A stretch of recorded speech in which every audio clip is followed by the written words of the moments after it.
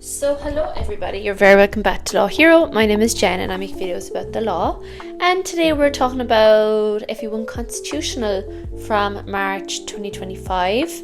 We're going through all the papers here on YouTube, so if you sat this paper or you're preparing for the next one, this video is for you.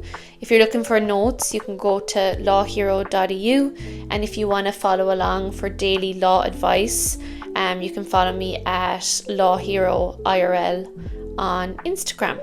So constitutional, never an easy paper for people to sit, but we're going to go down through it and see what was asked. So the first question is a problem question about Anne, who is a member of the Irish Navy, and she is being disciplined for allegedly deserting her post.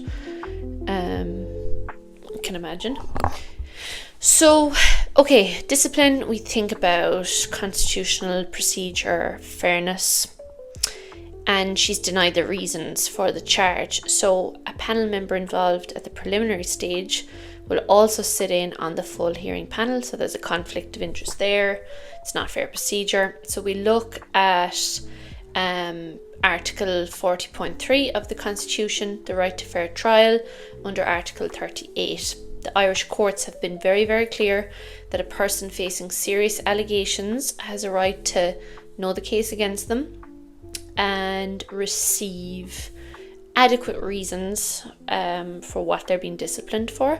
By the way, this is in the context of the public sector, because public money should be judged by an independent and impartial panel. You can't say that the person who was on both panels is impartial, and you would look at cases like Kiley versus Minister for Social Welfare, State Gleeson v Minister for Defence, and O'Callaghan. And obviously here, fair procedure is at risk. So the question is testing your grasp of natural justice principles, especially nemo iudex in causa sua. No one should be a judge in their own cause. That kind of thing. Question 2.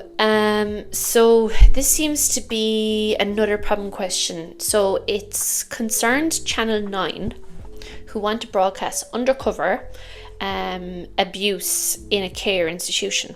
So the problem is the footage shows a ward of court, and under Section 24 of the Ward of Court Act 2025, that's a criminal offence. It doesn't have to be real, by the way. You're just told it's an offence. It's the Constitution issue we're looking here.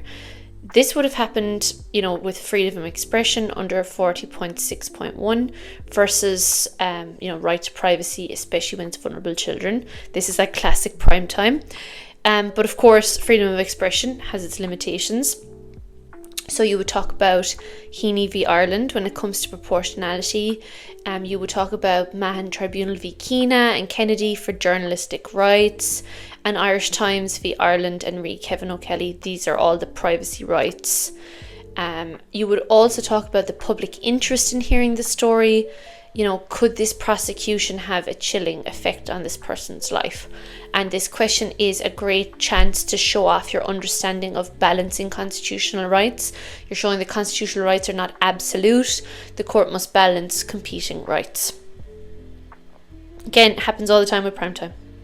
Question 3 is around equality under Article 40.1. It's an essay question. So the quote suggests the courts have shifted their approach to equality. So in the past, they were more critical of legislative distinctions. Now they're more deferential, accepting that not every law will treat everyone the same. And as of course, we become more progressive, courts will become more deferential. So you talk about whether you agree or not. So you would bring up all the recent case law, like PC, v Minister for Social Protection, which was a social welfare ban for prisoners, Delaney v Payab, which was differential access to courts, O'Mara v Minister for something, partner denied survivor's pension, economic rights like that. They deal with Article 40.1 and distinctions made by law, whether they're arbitrary or rational. And the trend is that unless the law is clearly irrational or discriminatory, the courts won't interfere, and this is known as the rational connection test. You could contrast this with older decisions like Murphy v AG, where the courts had a more activist stance. And yeah, I mean, this is a chance to show off your critical analysis skills, to give both sides, to, talk about cases and give your view. So I would definitely have enjoyed that question. Question 4 was a short note on 2 cases. I always advise against them just because they're so black and white. You either know the case or you don't. I think, what was asked this year was O'Mara v. Minister. It was the social welfare one, and the other one was Hennigan v. Minister something again, which was a constitutional interpretation case, moving away from literal stance and leaning more into a harmonious interpretation when it came to Shannon reform. And yeah, if you didn't know that case well, you couldn't discuss it, but then of course you couldn't discuss constitutional law interpretation in general. So yeah, I just think it's difficult. I think it's difficult to do well in those questions, so I just tend to leave them. So question 5 related to payment of arrears. It was a problem question. So it talks about a bill that allows an agency to recover debts from people, and even from their parents or landlords. We don't have anything like this in real life. You'll never have that happening, a public body doing that. There's so many problems with it. So you're talking about property rights, Article 43, fair procedure, 40.3, and access to the courts, Article 34. Taking money at source without court involvement also is terrible idea. So you would have an Article 26 reference, which allows the President to refer a bill to the Supreme Court, to check whether it's constitutional, and if that has been done, you can't check the constitutionality again.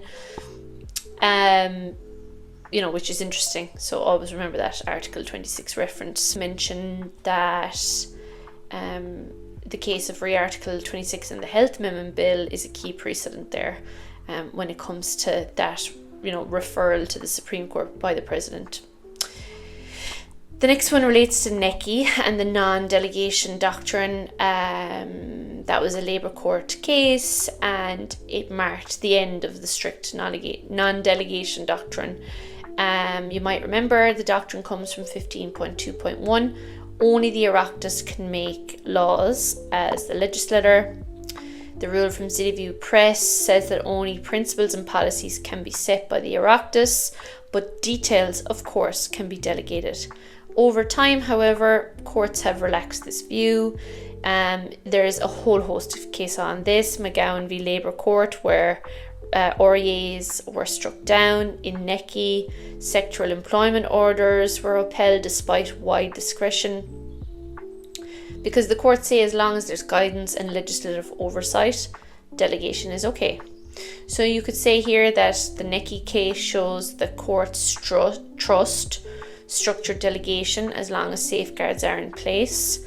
And this has big implications for regulatory agencies in Ireland. It essentially allows them to act in a quasi-legislative way.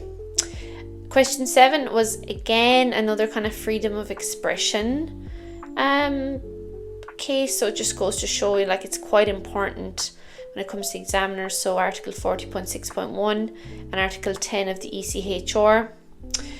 The Constitution is more restrictive because it talks about public order and morality. It's quite a narrow interpretation of expression. And if you look at Irish cases like Murphy v IRTC, the state can control political advertising. Irish Times v Ireland, there is limits on reporting. The Mann Tribunal said there was no absolute journalistic privilege. But then you compare that with our European counterparts like Sunday Times v UK, Goodwin v UK, which related to the protection of sources. Even Handyside, where it said offensive speech is protected. You should basically conclude that Irish law is more conservative and maybe out of step with European norms, but that's just the way it is. The last one was around the court's independence and Delaney v Pyab. You might remember Delaney v Pyab was discussing whether Pyab was in a quasi-judicial whether PIOB was in a quasi-judicial form. And so Delaney argued that PIOB's role in determining damages infringed the judicial function which is given to courts under Articles 34 and 5, but the Supreme Court upheld the PIOB structure. A lot of people said that they downplayed the constitutional roles of the court, and you can contrast this with Zalewski v. WRC, where the WRC found to administer justice and had to reform, so have the hearings in public. Could look at McDonald v. Nagan when it comes to what are the criteria for judicial power. Again, the Mann Tribunal, they can't make criminal findings. So do you agree or disagree with the criticism of this case? PIOB does play a quasi-judicial role, and the courts should jealously guard their function, but at the same time the courts are at capacity, so we need these regulatory bodies to help out. It's an economic and a public policy thing, and of course judges are going to be swayed by that. So it's the intersection between politics, economics and law, really. So yeah, I thought it was a lovely paper, actually. I think the examiner though is pushing more and more the agenda of knowing the most up-to-date constitutional law, because if you look back on the exam reports, the examiner is always kind of peeved that people don't know up-to-date constitutional law cases, and I think you can kind of see through the questions that are being asked their recent case law, and if you didn't know them, then you wouldn't be able to address the principle and pass the question. So very, very, very, very slick way of testing your up-to-date knowledge as a constitutional lawyer. Anyway, I hope you enjoyed that, and I will see you in the next one.